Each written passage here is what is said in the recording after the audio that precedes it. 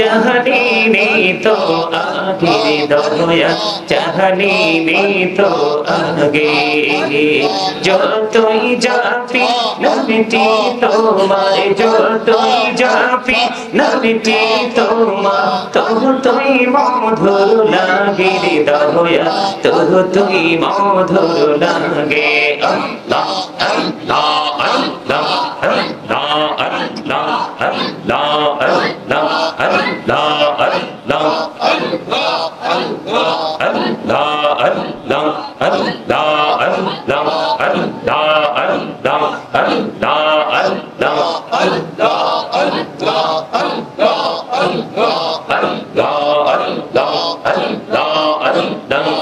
बौड़िया डकरे बंदा प्राणी बौड़िया डके हरी फले बौड़िया डकरे बंदा प्राणी बौड़िया डक हरे कहान बौड़िया डकने बंदा प्राणी बौड़िया डकने बंदा गहुना करबो महा अल्लाह अल्लाह अल्लाह अल्लाह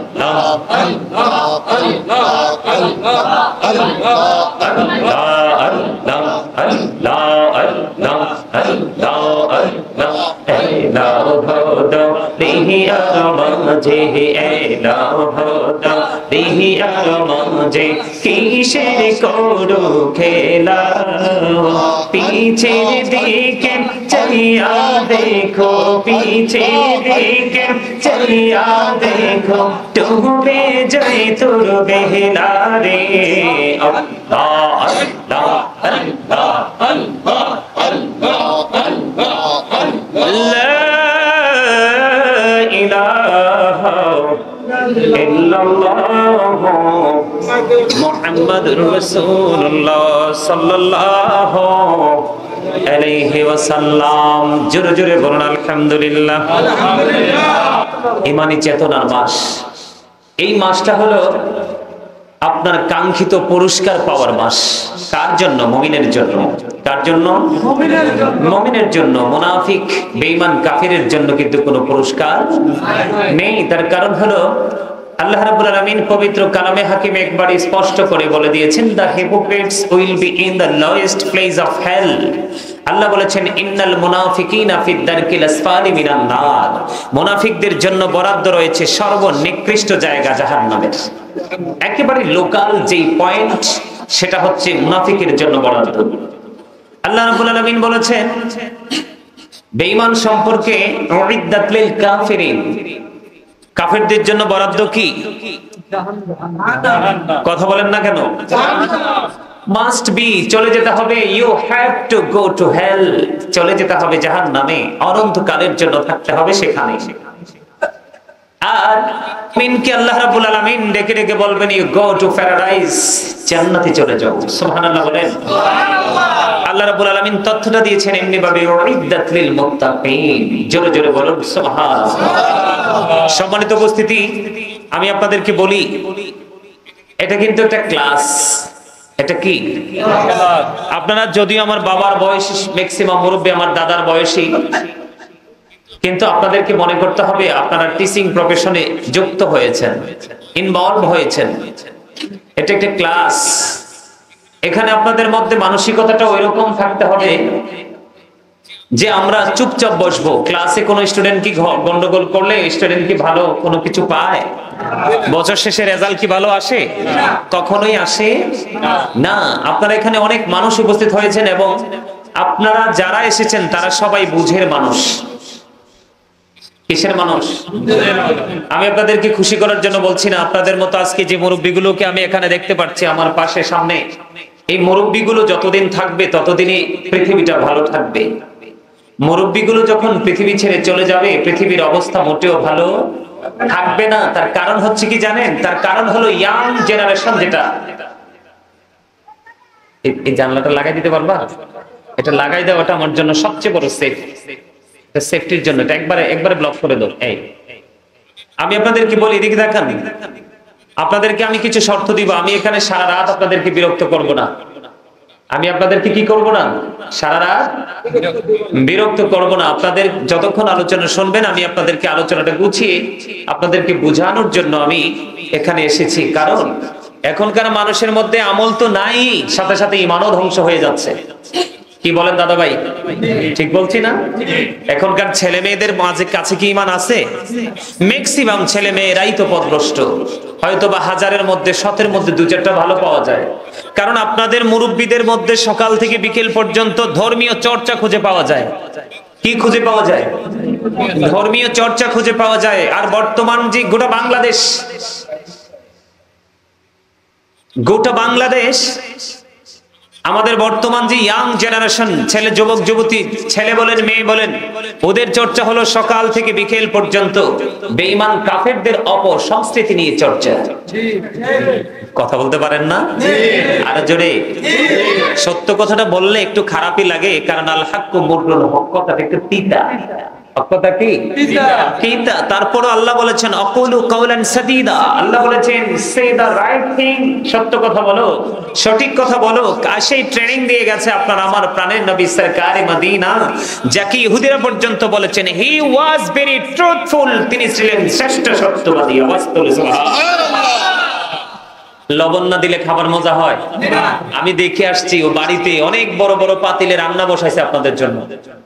ওখানে আপনাদের জন্য রান্না হচ্ছে, কিন্তু এই খাবার যখন বসায় খাই আমরা, লবণ না হইলে কি মজা পাই? লবণ ছাড়া যেমন খাবার মজা হয় না, ঠিক তেমনি 100% ইমানদার হতে না পারলে কোনোদিনও আমল মজা লাগবে না। আর আমল যদি মজাই না লাগে তাহলে কোন মানুষের মধ্যে আমল করার যে উৎসাহ সেটা থাকবে? আসবে না। সম্মানিত উপস্থিতি, আমি প্রাসঙ্গিক আলোচনা করতে চাই না। আমার আজকে আলোচ্য বিষয় হলো, আজকে যেহেতু আশুরার মাস, মুহররমের 10 তারিখ কিন্তু আজকে, কালকে রাত্র কিন্তু 10 তারিখ পাবো না। আজকে রাত্র থেকে আগামী কালকে মাগরিবের নামাজ সূর্যাস্তের পূর্বক্ষণ পর্যন্ত মুমিনের জন্য বড় একটা নিয়ামত। যেটা আমি বলতে চেয়েছিলাম, মুনাফিক যাবে কোথায়? জাহান্নামের একেবারে সর্বনিম্ন স্থানে। আর বেঈমান কাফেরেরা যাবে কোথায়? জাহান্নামে। বলেছে কে? আল্লাহ। দেখেন এখানে কিন্তু দুটো বিষয়। কেন এই কথা এই জায়গায় কেন আসছি জানেন? এখানে আসার কারণ হচ্ছে দুষ্ট ইয়াজিদকে নিয়ে আমরা কথা বলতে চাই না, তারপরেও কিন্তু বলতে হয়। ঠিক কিনা বলেন? কথা বলেন না কেন? এই পৃথিবীর কোন মুমিন জীবনে একবারও ইয়াজিদের নাম স্মরণ করত না, কিন্তু হুসাইনের সাথে তার কুকর্মের সম্পৃক্ততা রয়েছে। নেগেটিভ এন্ড পজিটিভ কে আইডেন্টিফাই করতে হলে আপনাকে ফাইন্ড আউট করতে হলে আপনাকে নেগেটিভ পজিটিভ দুই দিকে হাঁটতে হবে। আর না হয় কিন্তু আপনি প্র্যাকটিক্যাল কোনো কিছু জানতে পারবেন না। বিষয়টা এমন না? মুমিন যারা, তাদের জন্য বরাদ্দ জান্নাত। তাদের জন্য বরাদ্দ কি? জান্নাত। অর্ডারটা বল, এই ঘোষণাটা দিয়েছে কে? আল্লাহ। এখন ইয়াজিদের পক্ষে থাকলে জান্নাতি হবেন না হুসাইনের পক্ষে? আর জোরে হুসাইনের পক্ষে। এই জন্য বন্ধু আমি পবিত্র কালামে হাকিম থেকে ছোট্ট একটা আয়াতের অংশ তেলাওয়াত করেছি। আল্লাহ রাব্বুল আলামিন বলেছেন কুল লা আসআলুকুম আলাইহি আজরান ইল্লাল মাওয়াদ্দাতা ফিল কুরবা। আল্লাহ রাব্বুল আলামিন বলে দিয়েছে, হাবিব আপনি বলে দেন, আমি যে তোমাদের কাছে রিসালাতের পয়গাম নিয়ে এসেছি, সত্যের সন্ধান নিয়ে এসেছি, তোমাদেরকে মঙ্গলের পথ আমি দেখিয়েছি, এর বিনিময়ে আমি তোমাদের কাছে আমার আহলে বাইতের ভালোবাসা ছাড়া আর কিছুই চাই না। আরে জোরে বলেন না সুবহানাল্লাহ। সম্মানিত উপস্থিতি, আপনাদের দৃষ্টি আকর্ষণ করে বলছি, আপনারা এখানে যথেষ্ট মহব্বত নিয়ে যথেষ্ট মানুষ উপস্থিত হয়েছে। আপনাদেরকে আমি বলবো, স্টপ ইউর মাউথ এভরিবডি, সকলের জবানকে বন্ধ রাখতে হবে। সেকেন্ড যে কন্ডিশন, সেটা হলো you listening my lecture very attentively. আপনারা আমার কথায় যথেষ্ট মনোযোগ দিতে হবে, কারণ আপনারা সবাই আজকে আমি যতক্ষণ থাকবো সবাই আমার ছাত্র। ওমা মানতে রাজি না? নাকি কষ্ট পাইলেন? সবাই কি আমার ছাত্র? এটাই বাস্তবতা। এটা আমি মনে করে আপনাদেরকে বলতে হবে, কারণ আমি মনে করব আপনারা সবাই ভুলের মধ্যে আছেন, আমি আপনাদের সংশোধন করে দিব। আর আপনারাও মনে করবেন যে আমরা জানি না, জানার জন্য এসেছি। তাহলেই কিন্তু কি হবে, দুজনের মধ্যে একটা প্রেমের বন্ধন তৈরি হবে। তখন কিন্তু আপনার মেন্টালিটি, আপনার মাইন্ড চেঞ্জ হবে না, আপনার মানসিকতাটা থাকবে আল্লাহ রাসূলের প্রেম, ইসলামের দিকে। কারণ ইসলামের নির্যাস হলো আপনার আমার প্রাণের নবী। নবী যদি না আসতো আমরা কিছুই পেতাম না। নবীর আহলে বাইতকে নিয়ে আজকে একটু আলোচনা করব, যদি আপনারা বিরক্ত না হন। তবে আমি কারবালা নিয়ে আজকে আলোচনা করব, কারণ যিনি আজকে আমাকে ইনভাইট করেছেন তিনি আমার মা। আমি পৃথিবীর সবচেয়ে বেশি যাকে ভালোবাসি তিনি হলেন আমার গর্ভধারিণী মা। ইনি যখন আমাকে বলেছেন তখন কিন্তু আমি ওনাকে ফিরাতে পারি নাই। আসলে অনেক বেশি ভালোবাসা নিয়ে আপনাদের কাছে এসেছি, আপনাদের কাছে কথাগুলো বলতে চাই, আপনারা একটু ধৈর্য ধরে শুনবেন। প্রথম কন্ডিশন কি? সবাইকে জবান বন্ধ। সেকেন্ড কন্ডিশন কি? মনোযোগী হতে হবে। থার্ড কন্ডিশন হলো, এটা বলবো না, তা বললে অনেকে কষ্ট পেতে পারেন, এটা বলবো না। যদি প্রয়োজন হয় নেক্সট টাইম বলবো। তবে আমি আপনাদের কাছে আজকে আলোচনা করতে চাই। আমি কিন্তু সময় নষ্ট করতে চাই না। সময় অত্যন্ত গুরুত্বপূর্ণ একটা জিনিস। এটা কিন্তু একবার চলে গেলে আর ফিরিয়ে আনা যায় না। আমার দাড়িটি পাকছে, এগুলো কি আর কাঁচা করা সম্ভব? সম্ভব? চাইলেও আমি আর সেই জায়গায় যেতে পারবো না। এটা হচ্ছে সবচেয়ে বড় বুদ্ধিমান মানুষের কাজ। আমি আপনাদেরকে বলি, কিছু কিছু সময়ের আগে কিছু কিছু সময়কে অনেক বেশি মূল্যায়ন করতে হয়। যেটা আমরা পবিত্র আশুরা যখন শুরু হয়, আরবি চাঁদের প্রথম আরবি বর্ষ নববর্ষ যখন আশুরা দিয়ে শুরু হয়, তখন আমরা সেগুলো ফিল করতে পারি। তারা ফিল করতে পারে যাদের বিবেক বিবেচনা কম ব্যক্তি, তারাই পারে। যারা বিবেচনার বাহিরে তারা কিন্তু এটা করতে পারে না।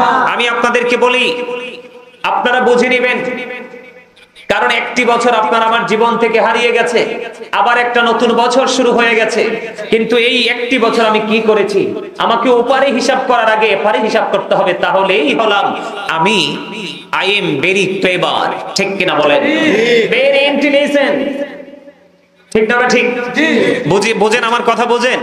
আসলে বড় বড় জায়গায় বড় বড় পরিবেশে কথা বলে অভ্যাস যেটা, সেই ধারাটাই পাল্টাতে পারছি না। এটা আমি দেখছি যে যুবকদের কাছে ভালো লাগে, তারাও একটু শুনতে পছন্দ করে।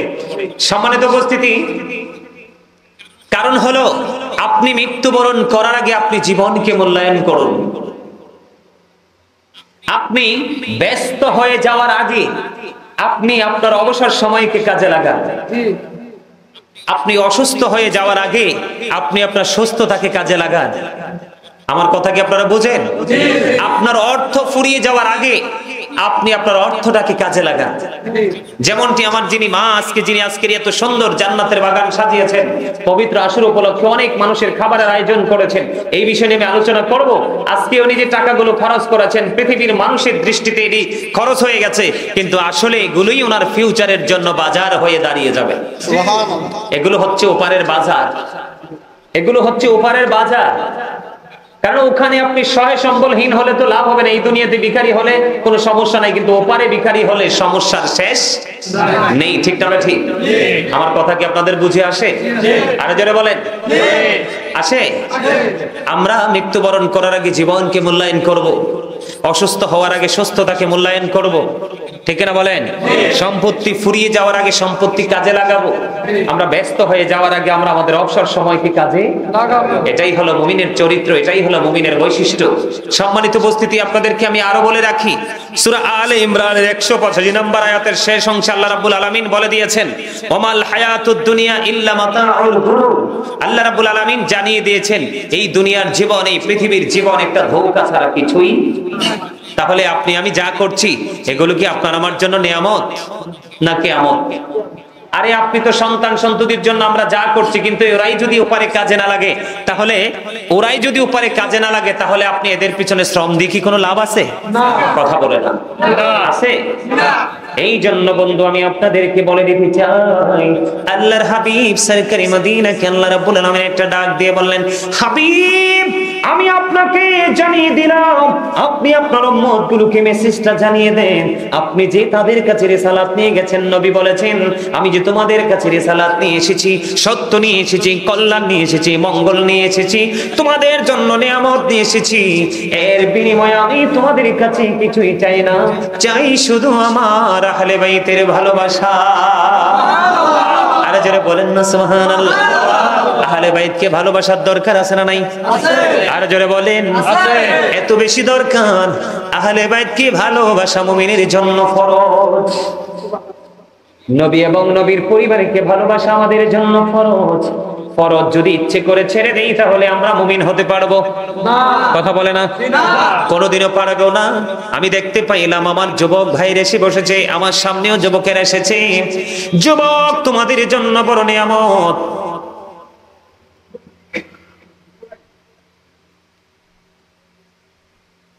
তোমাদের জন্য